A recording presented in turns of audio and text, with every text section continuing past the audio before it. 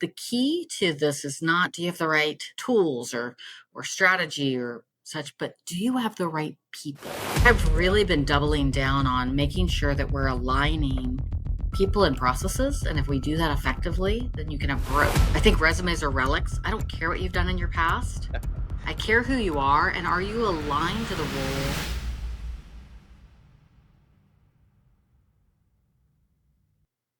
All right, welcome back, listener. Today, I have on a very special guest. We just got acquainted and we've had such a great conversation before we even started.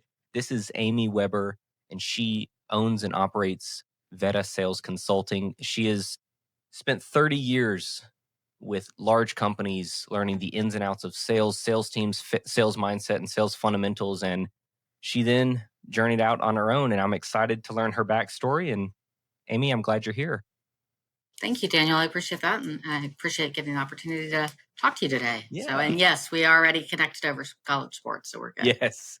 Yes. And our brick backgrounds. So hers is real, listener. If you don't know, mine has a little bounce to it. It's a canvas. I know, shocker, right?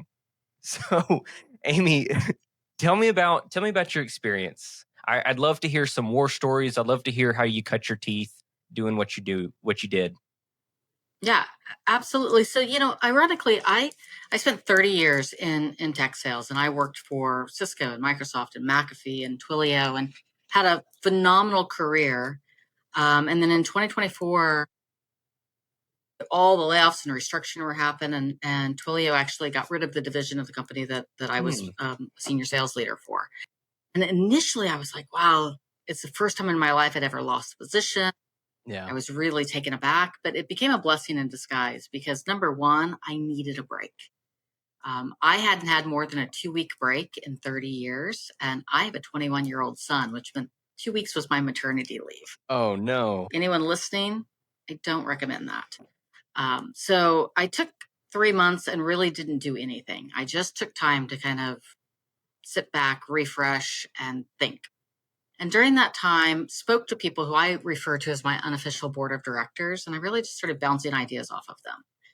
And they said, you have so much experience and you're so passionate about what you do. Why don't you go out on your own? And honestly, Daniel, I was terrified. Yeah. And so I started just talking to companies. I went to some of my significant others events and I started talking to different clients. I went and called some previous clients and I gave them an idea of what I wanted to do. And everybody was so on board. And so I launched Vetta. And Vetta is Italian for summit. So Okay. that's where the name came from. So I'm Italian heritage and I'm also a big hiker. And so I thought I'm going to take all of my passions and put them together and launch this company. When I initially started Vetta, I thought all my experiences in sales and sales leadership and IC work, I'm going to focus on that and really talk about go-to-market strategy and coaching and that aspect. And what I truly determined, and I'm going to relaunch actually with a little bit more of a different focus in my website in January, that the key to this is not, do you have the right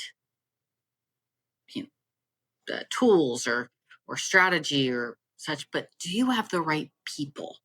Yeah. And so I've really been doubling down on making sure that we're aligning people and processes. And if we do that effectively, then you can have growth. And that doesn't just have to be in sales, but it can be in operations, it can be in enablement, it can be in production, it can be in development. It's just ensuring you have the right people.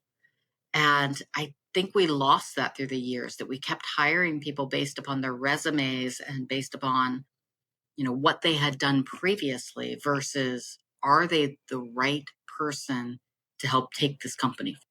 Yeah, I love that. There's some things we're gonna unpack in there, but this reminds me of something I had a mentor tell me just a few months back.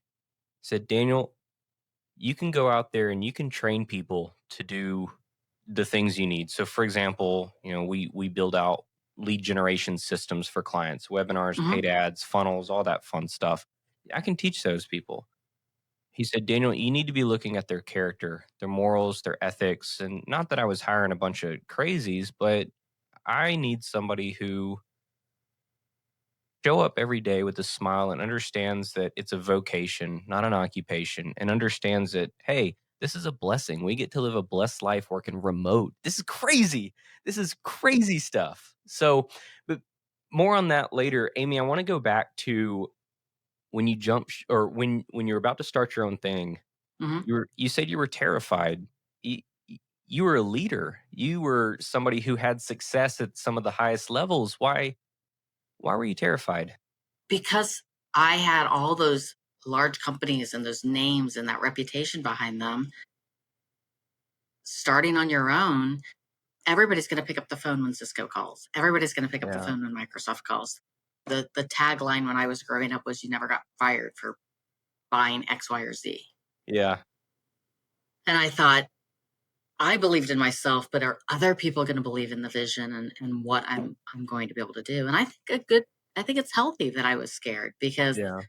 Um, ego is the enemy, right? You got to set your ego to the side and think that Yeah. I really have to perform and sell who I am and what I'm capable of, not just the name or the reputation or the brand behind me, and build out Yeah. your own brand. Mm. That, you know, and again, I gave up a pretty stable lifestyle to create your own. And I think that a lot of people believe, okay, I can do this. I'm going to go out on my own and everything's going to work out initially. And there's just so much that you don't know. And I like to tell people who I'm going to support anybody who wants to go out on this entrepreneurship journey, but it's going to take longer than they think, and it's going to cost more money than you think. Yeah. And you're going to falter a little bit, and you have to really determine and define who you are. I tell people you have to niche down to raise up, Yeah. Yes. because you cannot be all things to all people. And you've got to find out where what you're offering that differentiates you from everybody else out there. Mhm. Can I be vulnerable for a second with you and share some Absolutely. things? So I remember when I first set out on my entrepreneurial journey, I was working basically full time in IT at a mid-sized logistics company, and it Hmm. was a great company. And I say this wholeheartedly; it was truly a family because I mean, some of the family members worked there, but it was truly a family, and I loved it. However, if I were to go back in time and do some things differently, I would have gone to work for a small or micro-sized business and learned the ropes, especially with agency life and managing client Hmm. relationships. And anyway, I think you see what I'm getting at. But the ego thing hit me hard because you go from, oh, I work for a mid-sized company. There are a lot of things that I don't even need to think about, like where's the coffee going to come from? Where are the pins in the pin thing? Oh, we just dropped $20,000 on a new server. It doesn't matter. Ha ha ha ha. That type of stuff. And so when I started my own thing, very very small, bootstrapped, etc., just like many of us, and you listener probably are in the same boat, but I had to quickly shift to, oh no, I don't have it figured out. Not even in the slightest. Well, Daniel, get over yourself. Leave, check your ego at the door, and how can you put on a smile and just try and help people? And so I really appreciate, Amy, what you said about checking the ego. And it's going to be weird. It's going to be quirky. So, anything else you'd like to add there? Anything, maybe lessons learned from understanding the ego? Yeah. So, it's interesting because, again, and how I got into sales was really fascinating. From the time I was super young, wanted to be an attorney. And I did Yeah. everything in my background to kind of foster that, and internships and studies and books and even silly TV dramas, just anything I could do to immerse myself in that legal profession. I actually got accepted to law school, and I had a Oh, horrific car accident. oh no. And so I deferred my acceptance so that I could heal. Yeah. And during that time, I went to work for a group of attorneys. And I Mhm. started out as a paralegal and then took over their accounting work as well. And I worked there for a year. And during that year, I was miserable.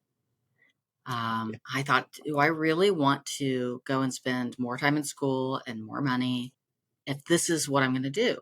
And one of the gentlemen that was of counsel with the firm, Daniel, set me down and he said, being a lawyer and being a salesperson are the exact same thing. You're either selling a product or you're selling a story. He said, your problem is you don't believe in the story you're selling for the firm you're working for. And he goes, if you can find something that you can believe in, you'll be Yeah. unstoppable. Yeah. And I have taken that approach to everything I've always done in sales then, that I've turned down jobs and turned down promotions and different offers because I couldn't have that belief and that passion behind it. And Yeah. so, I think that it's, for me, it's understanding that it has to be an internal drive. That's one. And then two, that I don't care. I was an IC for a really long time because I felt like I was making a difference and I Mm. was successful, and my clientele were being they were benefiting from it. And then when I moved into leadership, it wasn't just can we help those clients, but how do I build, develop teams and those Yeah. people and understand who they are? And so it wasn't about my success. Did I garner success because of that? Absolutely. But it was about how could I help all those different people around me, those clients, those employees, those coworkers, to continue to grow. And so for me, that's checking your ego. You know, I, I played volleyball when I was younger. I am a whopping 5'4" tall. And everybody's like, oh, you were a setter. Oh, you were a librero. No, I was actually a hitter because I had no idea I was so small. I started playing when I was young. That's how I trained. Yeah. I was never going to be the number one player on the team, but I was always going to show up with the most heart and Yeah. the effort and the grit. And I was super coachable. Those are Yeah. things you can't teach. And so I look for that in people. And if I find that coachability, the rest of it's teachable, Yeah. right? The rest is just bringing out the best within them and not creating a group of automatons. It's creating individuals that can understand the vision and drive towards that Mm. together. I very much resonate with that. I have a question about your views on leadership and how great companies create a rallying cry. But I'm loving this conversation so far because I just wrote my manifesto, if you will. I wrote a document all about the pillars of an AI proof coaching business. And it can relate to consulting and whatnot. But I think you'd find that fascinating. I'm gonna send you that after this episode. Hey, Daniel Pope here. Real quick, I want to give you a huge thanks for listening. If you're enjoying it, I'd love it if you share with others. That's how I get the word out, by you sharing it with somebody that could really benefit from this. Now, I started this podcast to stand out above the noise, to give real growth tactics in a crazy world when others may give some misinformation or not cover everything you need to know. That's not my MO. My MO is being able to give back, being able to help others see what they actually need to do in order to grow. And that's why personally, my company, Be Known, we don't offer any courses or coaching programs. We're a done for you service provider because we know in this world, sometimes people just need a helping hand, a connected team, and an expert to be there every step of the way. So again, I really appreciate you listening and talk to you soon. Tell me about some of the ways that you were inspired working for other companies, and also maybe some examples of, wow, that was a great leader, that inspired me, but also how you took those lessons and translate it to what you do now. Yeah, no, great question. So number one, I'm absolutely a writer. I write almost every day. Yeah. And I've been writing a book for the last 2 years, and if I could ever decide to stop editing it, maybe I would do something with it. Yeah. But I keep thinking I could make it better. But I write on my blog and cross post it on LinkedIn and X and a bunch of different other formats because I want to share either what I'm learning today or those stories of the past. So number one, I think good leadership casts a shadow that stays with you forever. Hmm. And um, and I am honored by some of the great leaders that I've had in the past and what they were able to kind of bring out of me. And great leaders aren't people who just let me do whatever I wanted to do. They challenged me. They they pushed me to think differently. They questioned sometimes my tactics, not because they didn't think they were right, but just to make sure I was thinking through them completely. Yeah. and they gave me opportunities to grow. Whether that was going to different leadership trainings, whether that was to take on stretch assignments, whether that was to cover for them when they were out on vacations, but opportunities to grow and to stretch and to figure out who I was, and really was I going to be any good at leadership, and could I do this? Yeah. And then those individuals, like I said, they cared, they had empathy. They cared not only about my success and what I was bringing to the company, but who I was as a person, and what I was able to accomplish individually, and kind of to ensure Yeah. that I was growing outside of the workplace as well. Hmm. So, it's interesting to me because I had a leader when I was very young that thought that everybody in the team should be in conflict. And so she would Huh. literally tell falsehoods to each of us so that we wouldn't speak to each other.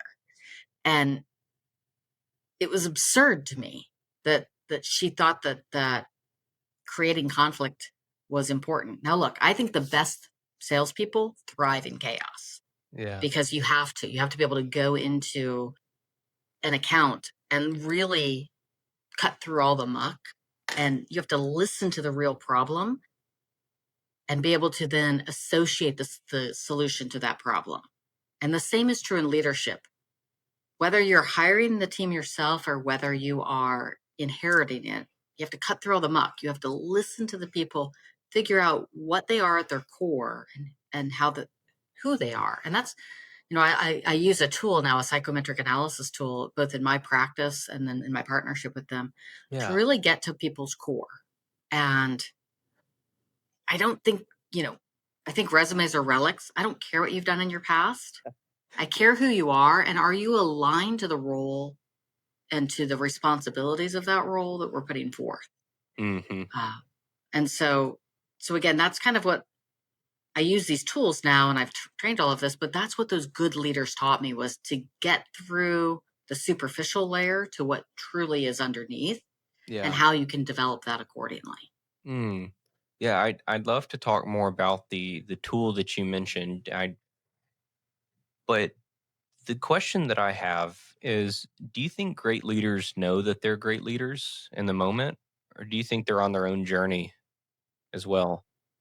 I think most great leaders will push back and have humility and say they're not great leaders. And whether that's, I think the people who say, I'm a fantastic leader, I'm amazing, Yeah. I'm the best, Yeah. are usually not. Um, Do you because think they are. that in private, I sorry to cut you off, but I No, want no, to you're go fine. deeper for a second because I am Hmm. curious myself.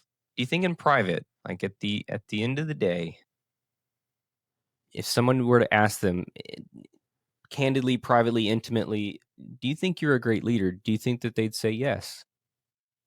Do you think most great leaders? I think they're going to pause and say they can be, because a great leader knows that it's a journey, not a destination, Yeah. and that they have to keep growing and changing. Yeah. Um, that that great leaders understand that they're at a point in their journey, and that they have to keep growing, reading, listening, talking, all the things. Mm. It's kind of like, when you're in the gym, you can't go to the gym once a month and expect to be fit, What? right? That's all I do. No. You I can't definitely be know that. you can't be a leader who took Sandler sales training in your 20s and think that you know how to lead a team, Ooh, yeah. Yeah. right?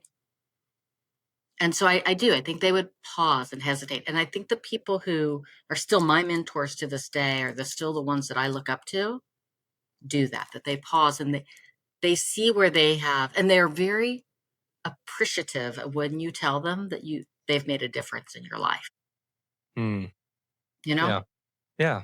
Yeah. That's great. Thank you for that answer. I enjoyed hearing that. So okay, what types of clients are you working with nowadays? We talked about riches in the niches, that little trite saying, but tell me about Yeah. it. Yeah. So in my practice, I can work with any size company. I think that I'm making the most impact today in everywhere from the scale up to the mid-market. Okay. So I really, in the scale up world, it's helping them figure out, okay, we've got a great idea. We've got funding. We're here. Now we need to build out our organization and get, like I said, align the right people to the right strategies. And so that's really exciting for me because I see their vision and I see where they're going, and you're at the beginning of something great. You're kind of, I like to use a lot of those hiking analogies because of my life, but you're kind of at the base of the trail and you're going upward. Then when you get to those larger small businesses to that mid market, it's like they're existing, they're there, they've made money, but they're kind of stuck. And so in those organizations, it's coming in and it's helping them on that journey, figure out how they get from that stuck point to the growth, because they might have leveled off and they've got the exact same amount of revenue coming in or business coming in, they've been able to maintain, but they're just stagnant. So how do they get? Would I love to sell to enterprise accounts? Who wouldn't? I mean, right? Yeah. But I think I'm more impactful in, like I said, those scale ups to that mid market. And that's really where I put a lot of my focus at this point in time. And it's interesting for me because I can go across the verticals. There's no specific vertical that I've worked with so many in my career. I've done everything from public sector to retail to FinServe to healthcare to manufacturing. I mean, I've done it all. Yeah. Um, and so when I look at accounts today, I think of it as, it doesn't matter your vertical. It matters about where you are and how I can help you get to that next step. Gotcha. Okay. And I So apologize. I have dog no, fur it's flying around. so okay. It's all good. I'm about to fly around for a second. Have you ever hiked Kilimanjaro? It is on my list. That is It's on mine. that is a piece of art from the base of Kilimanjaro. Yeah. So I noticed one that. of my good friends, uh, he hiked Kilimanjaro when we worked together years ago, and Yeah. I have a strange affection for giraffes, and they're the strongest mom in the jungle. Mm, yeah. And so I told somebody that many years ago, and through the years, people have purchased so many giraffes for me and art and all of these other components. So I find it to be very entertaining. But the art throughout my home is either from my travels or from other people's travels. And so I have, like, that's South Africa, that's Kilimanjaro. This Mm, one's an etching from Spain where I went to. So it's, beautiful. yes, that's Kilimanjaro. Yeah. It's Now on in my the list. US, Daniel, Yeah. you Tell me need to about it. do you need to go do Jackson Hole and go Okay. up to Delta Lake. That's an amazing climb. Acadia, and go do the bubbles. Go up into Canada and do Banff. Yeah. So Sedona Yeah. and do the Subway Cave. I mean, I love it. That's a huge passion of mine, and Oh, great. it's an excitement. It just challenges you physically and mentally. And Yeah. when like I said, I write a lot, and if you go and look at my posts, people giggle because there's a significant number of photos of my hikes Yeah. that I just use in Okay. the post. Yeah, I'll have to check them out. Yeah, absolutely. I really enjoy a great hike, and so I'm in the Smoky Mountains, and Hmm. we've got just very large hills, very old mountains. But yeah, I'd love to get around more to different places. So Well, Kilimanjaro is within the next 5 years, probably closer to the next 2.5. I've always wanted to go hike it, and that's actually why I started running and did my marathons. Because I mhm. had a cousin, he had hiked it a few times. He said, "If you can run a marathon, you can hike Kilimanjaro." And I It's weirdly, definitely a lung capacity thing. Yes. yeah, I connected it in my brain, and so anyway, of course we're getting off track. I told you at the beginning we're going to go down some rabbit holes, but I'm sure the listener enjoys this. Well, yes. So I think hiking is an activity you can do at any age and at any.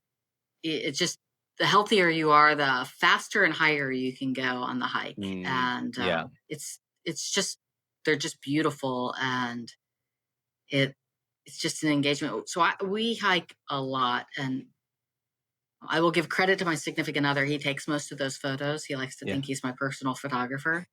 Oh, he is. He knows he is. So No, that's it's great. pretty funny. But yes, definitely do that. And when you go, check out my artist at the base and see if Yeah. he's still painting.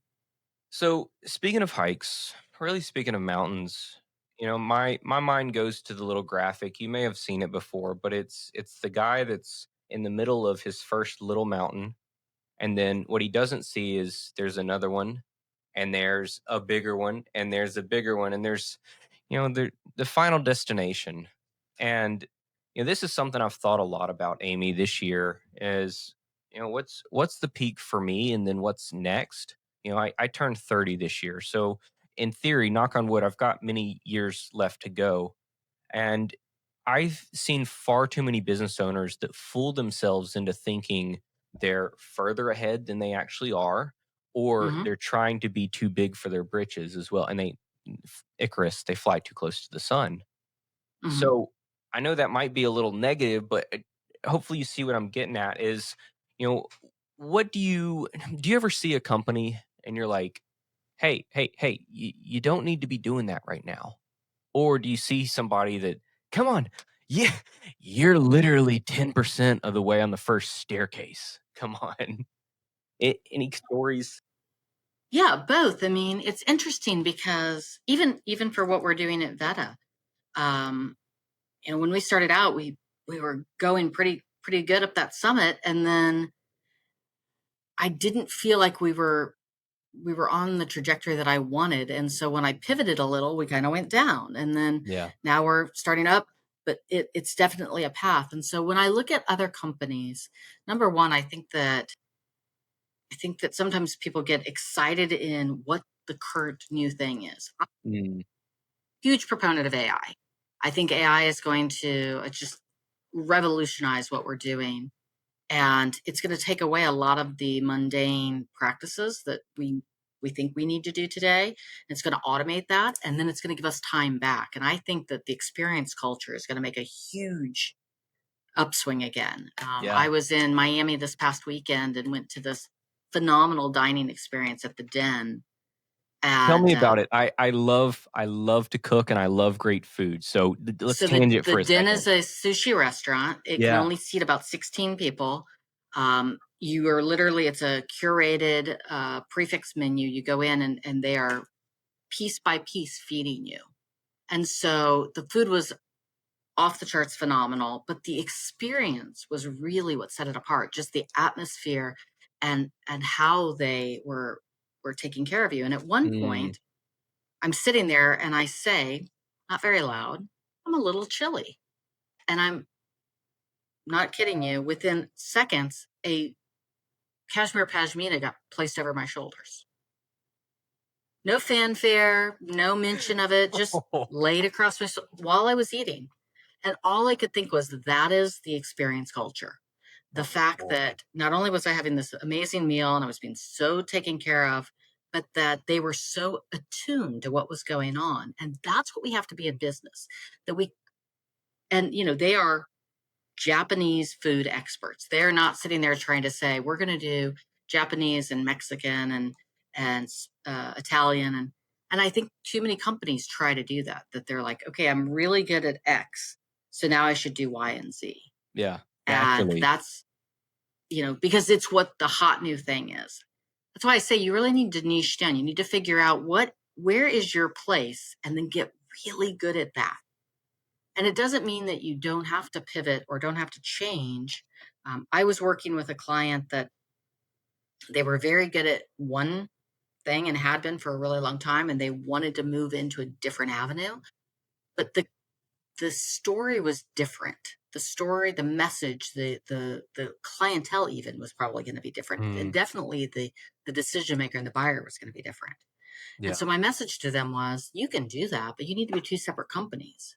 You Yeah. need to be complementary to each other, because if if you're going to confuse your buyer and your story and your message, and then people aren't going to understand what you're bringing to the table. So that's one. And then two,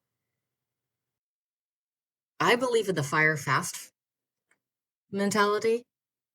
And the same is true with, you can go out and try something new, but if it's not working, cut it off and let's move to Amen.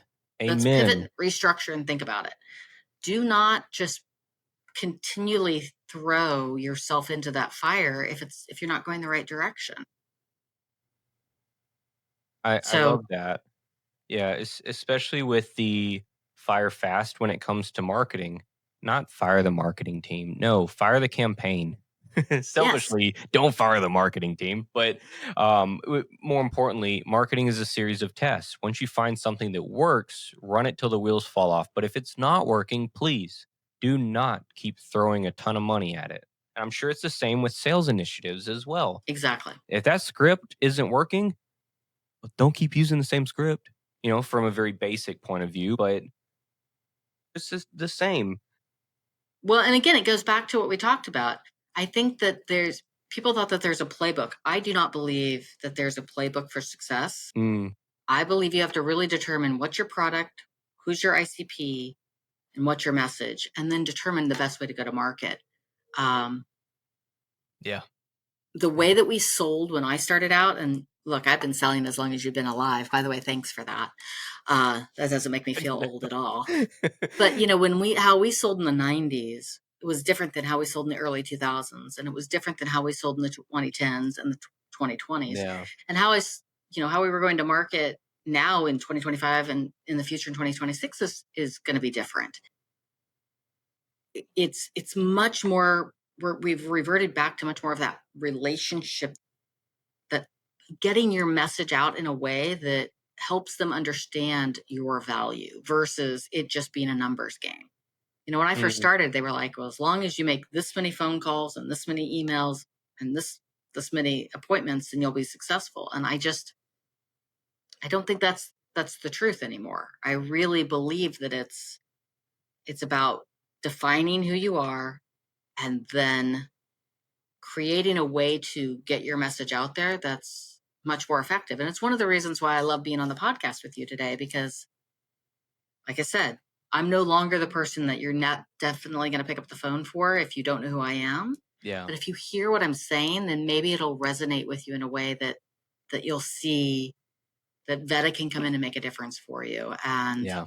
um, and that we can kind of change the story on your behalf. And the greatest success for me, it used to be how many times I could make club and how much money I was making and how the promotions. Now it's, are my companies succeeding? Are those Mm, clients that I work with hitting their goals? Because for me, that's what I'm going after. And yeah. does that allow me then to live my life in the way that I want to? Absolutely.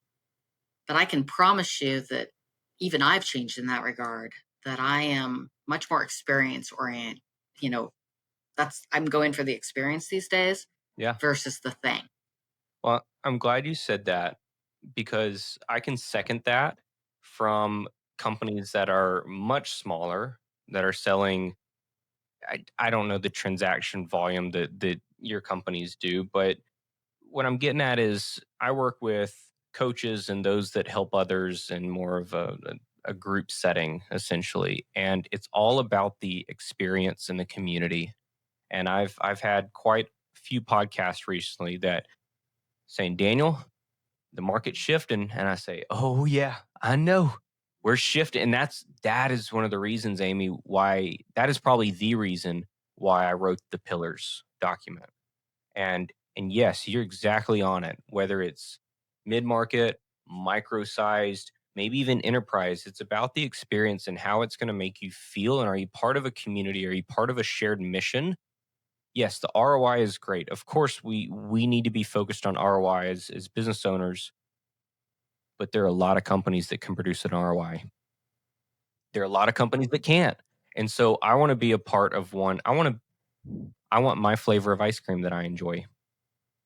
I don't want to be forced into Rocky Road. I hate Rocky Road. I want pralines and cream. So I'm going to find pralines and cream. So anyway, I know that's a bit odd, but I think listener, you see what I'm getting at there. So Amy, I do want to come back to something you said, which talks about splitting off the company if it's not if the message will get muddled. So Yes. I want to brainstorm for a second. We all know that there's the core offer and then there's upsells and downsells, ascension, whatever. At what point in time does the upsell become too murky, or it becomes such a strong standalone item where it should be a separate company, or you shouldn't pursue it because it's going to sacrifice the core thing? Anything come to mind there? Well, I mean, I can go back and look at the past and see kind of how this played out. When I first worked for back then it was Network Associates. So today, if you say McAfee, people know what you're talking about. But when I went to work there, they had grown through acquisition, and they had McAfee, Magic, PGP, and Sniffer. And of those, you probably know two of those names, maybe. Yeah. Right? I do. But they were very different siloed products. And when I first got hired, we were to sell all of them. They were all different buyers. They were all different, groups. And so as a rep, as a young rep, you really had to lean in and say, where do I think I'm going to be able to make the most bang for my buck? Yeah. And so we were individually aligning ourselves. Well, they saw that we were doing that. So then that next year, they aligned us just on those products. So instead of selling all four, then they switched up the teams. And so now one rep was selling McAfee and one rep was selling Sniffer and one rep, right? Yeah. Okay. And they found more success that way. And it was because they weren't going in, and it wasn't like the menu. Using the restaurant analogy again, I cannot stand a restaurant that the menu's more than one page long. Cheesecake Factory. Oh my gosh, can't. It's what? You don't cannot be good. You cannot be good at 100 things. You mean you don't want a right? taco and lo mein? I really don't. So, and I don't think companies can be. So when I look at companies, like I said, I do think you can grow organically and through acquisition, but they need to be complementary to each other. And if they're not, then it's okay for you, especially if you're a small to mid-sized business. It's okay to do it, but just create that as a spinoff of that, and allow that one to see how, foster it in a way so that you can determine if it's going to be good, but don't murky or muddy the waters of what you're already successful at, right? It's just looking at it in a way that is more strategic, and understanding that sometimes maybe the second idea is not going to work, or maybe you're going to have to pivot it. Don't change the direction of what's actually working for you. Yeah. Keep that one going strong. Yeah. Growth is an interesting thing. And I do think a lot of companies have grown through acquisition, and that some of those acquisitions were incredibly smart, and some of them were made my brain hurt. Lackluster at best. Well, and sometimes it was an acquisition. One company I worked for acquired a camera company. Well, Cisco acquired, I can't remember the name of the camera, but they did it because they wanted the Kodak. They wanted the brains behind the camera to use in the phone. Yeah. So they basically put a company out of business just to get that one little piece. And but they didn't tell us that when they got it. They said, here's a gift. We're giving you this and you can sell these. And I'm like, so you want me to go out and design someone's network? And then it was basically before phones had cameras, right? That you were going to carry around an individual little pocket camera. And I think back then we all thought, why would I need this? What? Now, your generation has never grown up without a camera being that close by. I'd like to say our generation is really happy that there weren't cameras when we were in high school and college. Yeah. Because I think some of us wouldn't have had the careers that we have today. But I will keep people's We can go down that anonymity. rabbit hole if you want. We really can't. No, yeah. I like to protect the guilty. That's the attorney talking. No, but exactly. No, in all seriousness, I completely understand that. And that may have been better suited as a complementary strategic partnership. Probably so. Probably would have saved a lot of jobs. Neither, yeah. Neither here nor there, though. Unfortunate things happen. This has been riveting, truthfully, because I'm so engrossed in the solopreneur to small business. My clients, they're doing anywhere between 500,000 to about 4 or 5 million per year. I know my Hmm. lane. That's what I'm great at. And I don't get to talk to many people who have worked with the size of companies that you've worked with and still continue to consult with and whatnot. So this has been fascinating. Anything else that you would like to cover or want to land the plane on a certain area, knowing that that's my listener here? Yeah. So, I mean, as I said, I'm really pivoting to the people aspect of it. So, Yeah. started out really talking about strategy. And I think the greatest strategy I can help people provide now, whether it's in the sales realm or operations or anywhere else, is helping them figure out that they have the right people, how to manage those people, and then who and how to create leaders out of it. And so that's why we talk about, leveraging the tools that I use with psychometric analysis and really helping people and the AI component of that, but just determine how do we get the right people aligned so that we can create that growth in the organization. And so that's the part where I feel like I'm really differentiating myself today and what that new it will still be Vetta. It's just going to be Vetta instead of sales consulting with a different kind of focus. Doesn't mean I still can't help in the sales world and I still can't, provide specific strategy there. But I do think that the people are going to be the differentiator. Mm, And at your size that you're working with, absolutely. That's a sweet spot because if you don't have the right people in place at the beginning, that growth is either going to take you a lot longer or never be achieved. I second that. I've dealt with that with my own company, and I see it all the time. Funny enough, I just was talking with a colleague of mine, and he had me record a little clip for his audience. He said, "Daniel, what's the biggest hook you could throw out to him?" I said, "I got it. It is that most people in my space, they're hiring fragmented Upwork, Fiverr freelancers, and they're siloed. It's not a cohesive team." And that's just a very cute way of saying they don't have the right people. So, yes, completely. Yeah. And it's if anything I can leave people with is Yeah, please. just understand that the investment that you make today is in those people and in that strategy is how you're going to achieve those goals of the future. And that you cannot, using our hiking analogy, you can't go out on a trail without the map. Yeah, So you need your gear, you need your map, you need your Sherpa. If you got all those things in place, then you can get to the top of Kilimanjaro and and experience that amazing view and accomplishment. But you have to have those things. yeah. Well, Amy, speaking of the guide, speaking of the Sherpa, listener, if you have a colleague, or you know somebody, a friend in your network who has a company that is in growth mode, that would fit the criteria that we've danced on today with Amy. Amy, where can they find you? Where can they reach out to you? Absolutely. So you can reach out to me directly on the website at vettasalesconsulting.com. They can also reach me at Amy Gregory Weber on LinkedIn. And it is the Gregory in there because apparently there are a lot of Amy Webers in the world. Um, both of those things would work. And I welcome anyone to reach out on my website. If you're interested, you can actually go out and take the assessment as a Yeah, trial. So there's a link to it there. And Daniel, I would love for you to go take it. I have yeah, an idea in my head where you're going to land in man. which of the archetypes. So I'd be interested to see if I was right already. Excellent. Well, good stuff. Well, listener, I hope you got some great takeaways.